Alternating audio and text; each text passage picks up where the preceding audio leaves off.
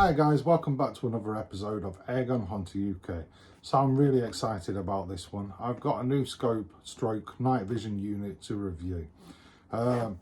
So without further ado, you can see it there on my rifle in the background. It is the OneLeaf NV500, which is the update to the OneLeaf NV500, which I still have on my rifle right now. This isn't for, you know, dramatic purposes. It's there, it's on the rifle. I chuffing love it.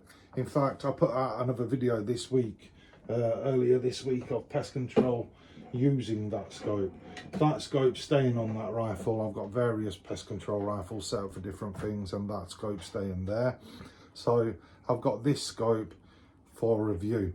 Now, in the, you know, interest of transparency, this has been sent to me for review, but I get to keep it, the same as all the other products. But where this differs, or where I differ, is I've been an affiliated shooter with OneLeaf for years now. When they first got in touch with me, the very first question I asked him is, okay, what do you expect from me? What do you want me to give you? And he says, well, review videos on YouTube. I says, right, what do you want me to say? He says, say what you want to say. Go and review it. Say what you want to say. I absolutely believe in my products, and I don't think you're going to say anything bad about it. Even if there is negative, say it. And me personally, I absolutely love that. I've been approached here at Gun Hunter UK by some really, you know, strong names in the market, and you'd be surprised at what scripts and that they give you. Jason never gave me a script. So I am an affiliated shooter with OneLeaf. They have sent me this for review. I do get to keep this, but I am not going to bullshit you, right? If there's any negatives on it, I will tell you.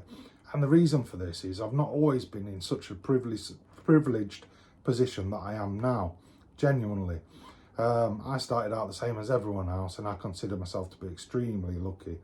But I remember saving for nearly 6 months to buy a Sightmark Wraith when they first come out. So excited about buying that unit. I'd watched every single YouTube review, and there wasn't many reviews, but I'd watched them all. So I'm really excited. That unit came into stock. I drove 2 hours to pick that unit up, drove 2 hours back, set it up. Absolutely fantastic unit. I'm not knocking it at all. Shot it, reviewed the footage, and I realized there was no microphone. I went back to YouTube and I checked the videos, and it clearly had sound on the video. And then I realized that the YouTuber had edited everything up. You know, he'd shot it through the unit, and he'd shot an external camera as well, and the sound was coming through the external camera. He never mentioned that, and I was so pissed off because I'd saved for months, and I bought it, and it was a game changer for me. If I knew it didn't have a mic, I wouldn't have bought it, and I lost money on that when I couldn't afford to lose money. So I won't do that to you, genuinely. If there's negatives about this unit, I'm going to tell you there's negatives about it. I've spoken to Jason, and Jason, you know, he says, tell me the negatives, but tell me the negatives as well, as in email him, and he'll put it through as a potential upgrade. So I'm hoping a couple of things that I said about the NV400 are actually integrated into this unit. We'll find out when we use it. I haven't used it yet. I've already filmed the unboxing. I don't think they're sexy. I hate them, but for some reason you like them. So I've got the unboxing video coming after this, which has already been filmed. And I've just mounted it on the rifle. I haven't even turned it on yet. Hand on heart, I haven't even turned it on.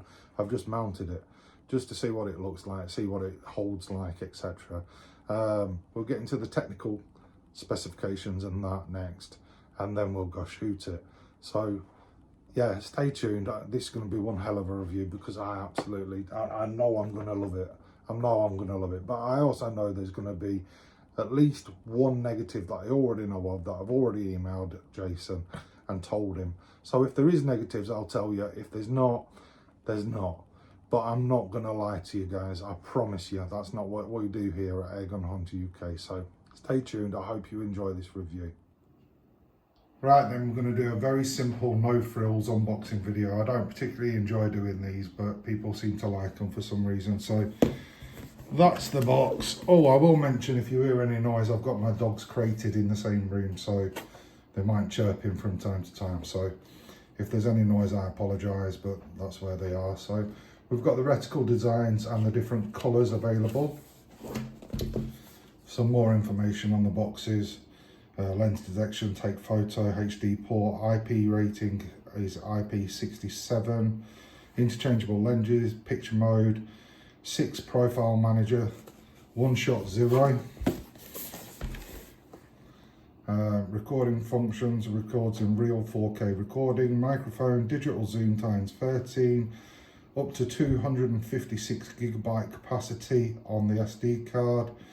Rangefinder is optional. I have got it on this model.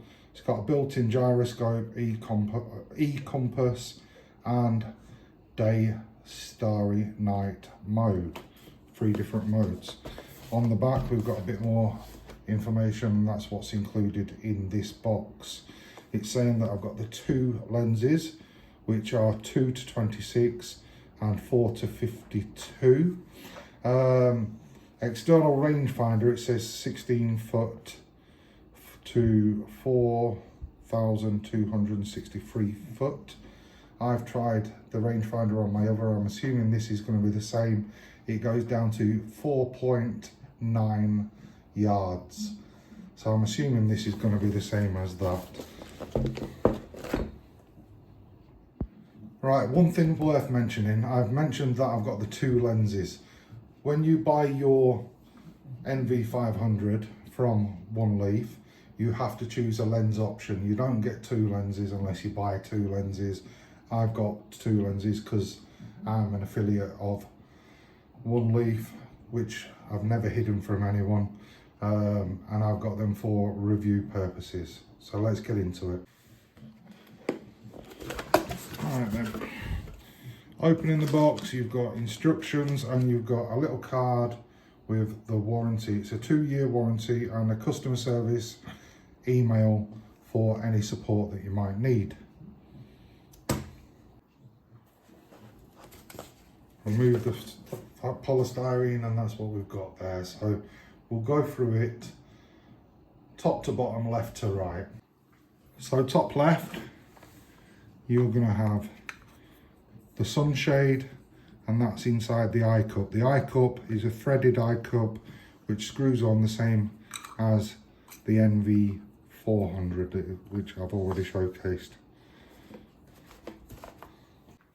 Next we have a charging lead, and I'm assuming it's a data transfer lead. We'll get into that a bit later. Underneath that we've got, I can get my fat fingers in there, we've got the Allen keys, looks like some spare O-rings and fastening bolts for the mounting bracket. Next we've got the 2 lenses. I'm not going to get them out just yet, I'll get them out at the end, but we've got the 2 lenses. I'm not sure which is which yet. That looks like the bigger lens, that looks like the smaller lens. We've got what looks to be, it's a USB battery charger. We'll throw that up there for the time being.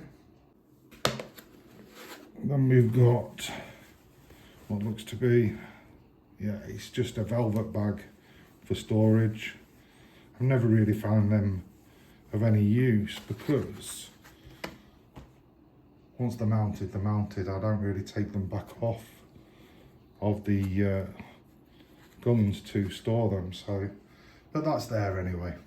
So next we have what looks like a Picatinny Weaver mount, which will screw onto the bottom of the unit itself using the bolts that are in that bag up there. Underneath that we've got, we've got the OneLeaf IR illuminator. Now I love this, it's got a little bracket on it. This bracket, if you undo there, does have some movement in it, so you can actually focus the beam to where you want it. It also has backlit power levels, so 1, 2 and 3, which I showcased in my NV500. Basically you just touch the end cap and it'll go to 1, 2, 3 and then off. Genuinely love this little unit, very useful. So we'll go on to the main unit now. Get my fat fingers in here. Excuse me. I had a lens cover on it, I'll just pop that back on. This is a lot smaller, genuinely a lot smaller than I thought it was going to be. Look at that. It's got the rangefinder already attached, and this really looks a genuinely handy bit of kit. So in this area, we'll just unscrew that, and it's got SD card slot. It looks like it's already got an SD card in it. Yep, it's got a 64GB SD card already in there. I'll just pop that there for a second. It's got USB-C and it's got mini HDMI by the look of it. We're not going to go too far into this because I'll do it in the next section, but we've got the 3 buttons on the back. We've got the turret, which I'm assuming all these buttons and turret operate exactly the same as the NV500, and we've got the side power button. These are also illuminated. You can turn it off in the menu function. I did showcase this in my previous video. Absolutely fantastic. If you're in a dark field, these buttons are illuminated buttons. They just glow. Absolutely fantastic feature. Right then, that's what's in the box. I'm just going to, off camera, shove that SD card back in there, do it all up, and then we'll have a look at attaching one of the lenses. So that's the SD card back in there. I'm going to grab this lens quickly because this looks like the smallest lens, and have a quick look at that. So that's got a built-in lens cap. This looks a really neat feature. It's just a little threaded cap, and then I'm assuming, sorry I'm going off camera, yep, as with the NV500, you can attach your sunshade if you need it for extra bright conditions. So we'll have that back off there, pop that back in there and put that cap back on.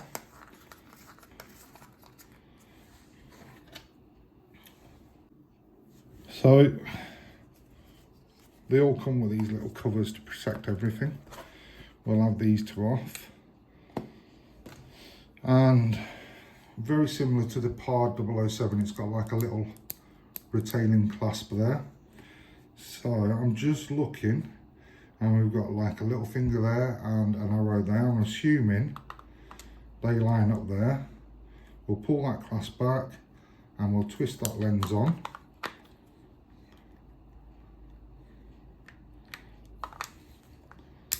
Oh, there you are. Hopefully you heard that click. And that's it all in place. Guys, this unit's a lot smaller than I thought it was going to be, genuinely. I knew it was going to be smaller, but it really is a lot smaller. So that's it with the lens attached. And so far, so good. It looks an absolutely blinding bit of kit. So I think next we'll probably mount this up on it and then get it up on a rifle. Right then, let's just empty this bag out. So we've got a lot of different O-rings, spare O-rings for bits and pieces.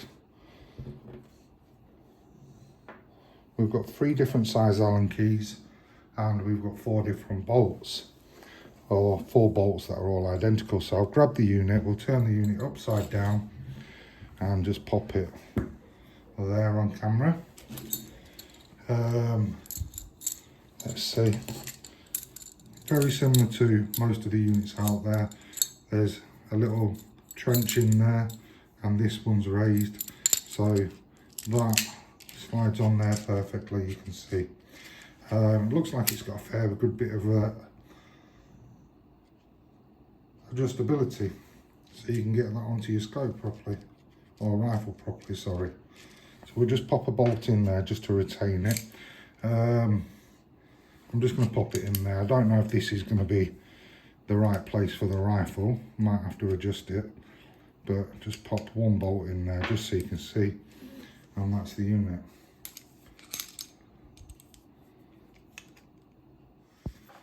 Right guys, I've just quickly gone and got my scales. They're kitchen scales, they're set to grams.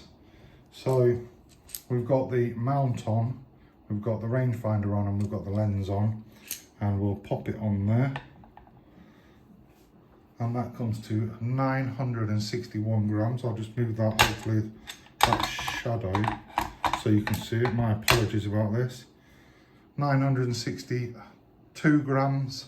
So it's not a featherweight by any means, but it's not up there with the heaviest either. This really looks like it's going to be a very interesting unit. Let me just drop the illuminator on there as well. So that's 1207 grams, 1207 grams. I don't have my my illuminator mounted onto the top of the unit like you meant to. My gun allows for a different configuration, and I have it on a side rail. So yeah, 962 grams, 963 there. Really impressed with this unit, genuinely. It just feels absolutely solid. It's all obviously aluminium billet. It just feels really well made, really solid. I'm really looking forward to getting this mounted onto a rifle.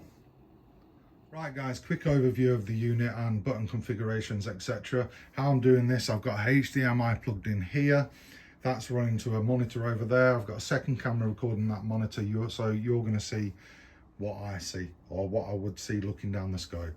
So we've got 5 buttons here on this unit. So this is the on-off button. Long press is on and off. Short press puts the screen into standby. You've got these 3 back buttons, which I'll show you in a moment, and then you've got the turret, which is a button, and it also operates the zoom, as you can see by turning it.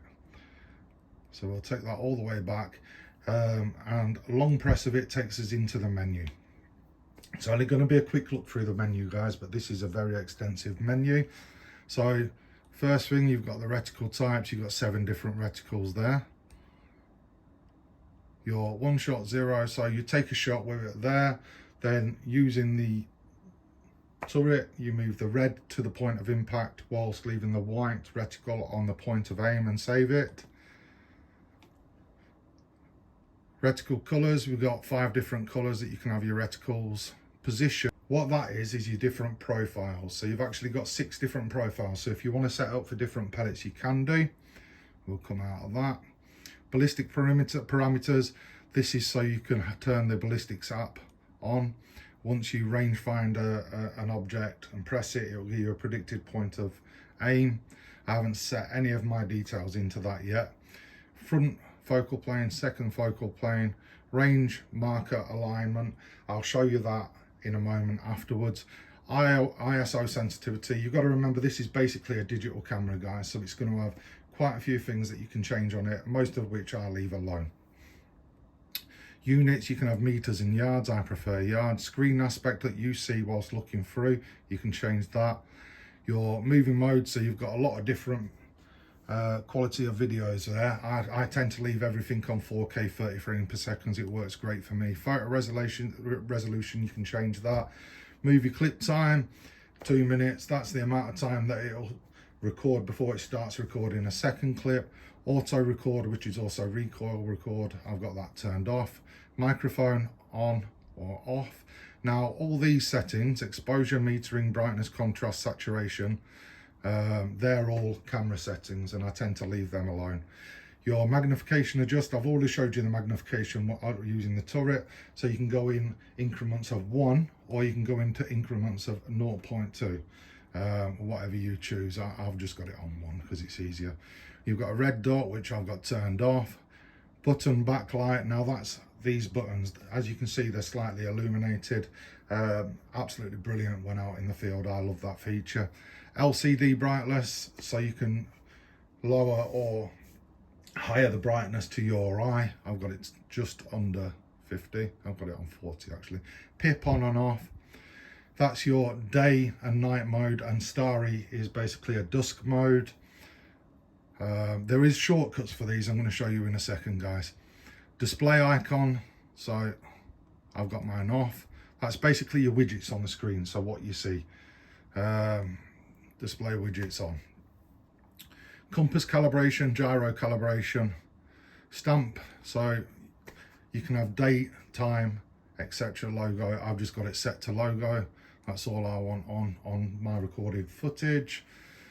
Date, time, format, clock settings, format SD card, version, and card info, and reset setup. Long press brings you back out of the menu. So I'm going to try and show you the shortcuts. So shortcut of this is to rangefind, but I'm going to show you that last. So this top button, long press, and it takes a photo. Short press, and it starts recording. As you can see on the bottom of the screen there, it's counting down. Short press, and it stops recording. Back left button, long press, and it turns the picture in, picture on. Long press turns picture in, picture off. Short press changes the modes. So day mode, dusk mode, or starlight mode, and night mode. I've got it on night mode for a reason. I'll show you that in a second. Back right hand side button, short press. That's right, sorry. I'm showing you that, but short press is actually to alter the brightness of the screen. So you're not going to see that here. It's what you see to your eye, and I didn't realise. I completely forgot. Long press takes you into your footage so you can review it. Again, long press brings you out.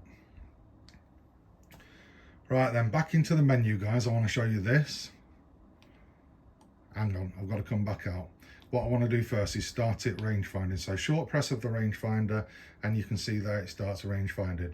It also gives you a predicted point of impact or point of aim, but that's with the perimeters that's already in the scope. They're not my perimeters. I'm going to reset all mine, but I want to show you this in the menu first. So we set that going, and this is a common issue with a lot of other night scopes, which really annoys me.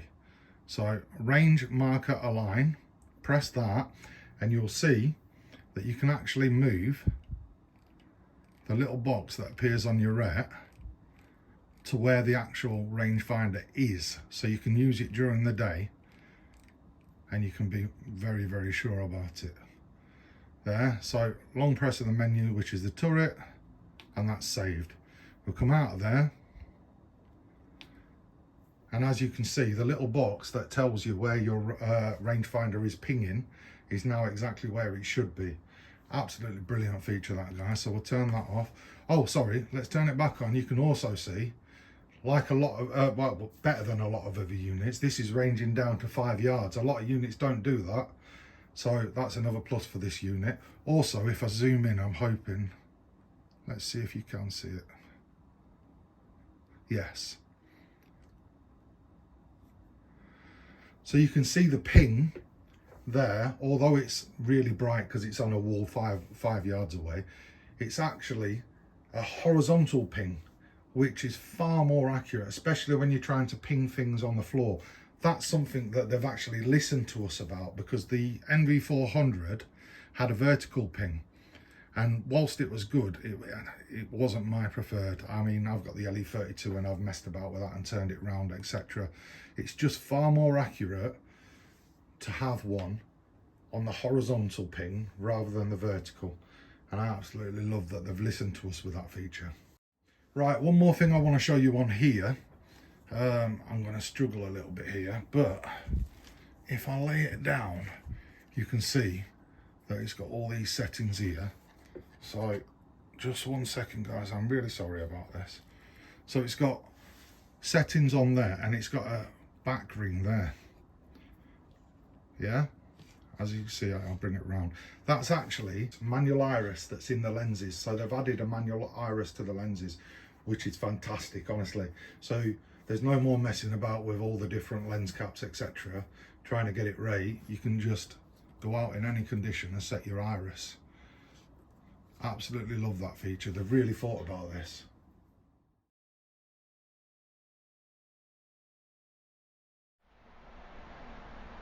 and it's 16.1 yards.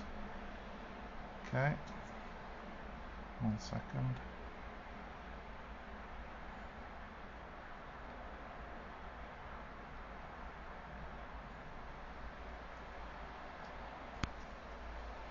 Rangefinder on, and with 32.4 yards.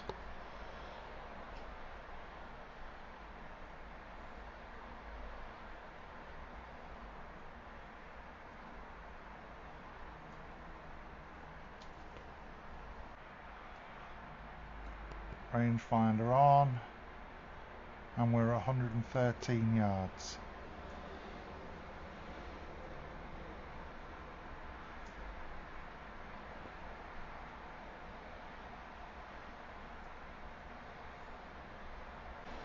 Right then, that's a squirrel at 16 yards. I'm on 4x zoom.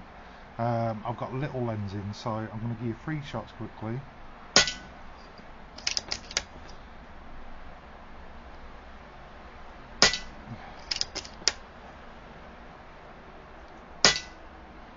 So it does need zeroing, but all I'm going to do, I'm going to leave it running quickly.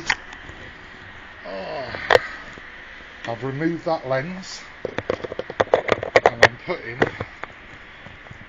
the big lens on. So that's the big lens on, and we'll refocus, and we'll go to 4x zoom, so it's the same.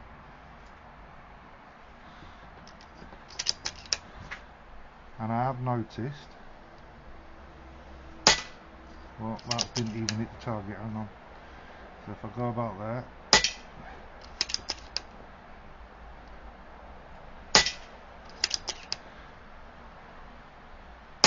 as you can see, there's a big POI shift changing lenses. If you remember in the previous video, I showed you the menu option, which is positions, which is actually ballistics profiles. So to combat this, you could actually make a ballistics profile for each lens. I have tried each lens on and off a few times, and the POI shift is very consistent. So I believe a ballistics profile for each lens would work. I myself am probably going to find which lens suits my style of shooting and stick with that. So I think that's where I'm going to leave this video, and then I'm going to start on part 2. One thing I haven't mentioned is this unit has got a built-in battery, and you charge it via the charging port here.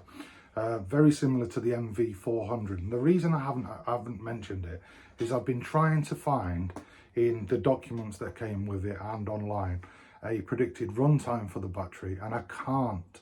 So I didn't mention it because I don't want to lie to you or whatever. What I can say is the NV500, I use that on the farm, and I use standby basically. So I use a thermal to scan, and I put this unit or the NV500 into standby while I'm scanning, walking around, and then turn it on for the shot, record, and then put it back in standby. Now with the NV500, I get probably 8 hours, honestly, maybe a little bit more, out of the battery. That's absolutely genuine. Using standby, that's what I get. This hasn't got a predicted runtime, but what I can tell you is I haven't charged it. It came in the box, I've taken it out, I've filmed quite a bit of this review now, so I've probably used this scope on and off, including recording through it, for about 3 hours now, and it's got about 90% of the battery left. So I'm not sure on the runtime, but I can tell you it is a substantial runtime. It's got an internal battery that's got a substantial runtime. I will try and get you a runtime by the end of the review, but that's where I'm going to leave this video now, guys. So I'll start filming part 2 now. Thank you and take care until next time.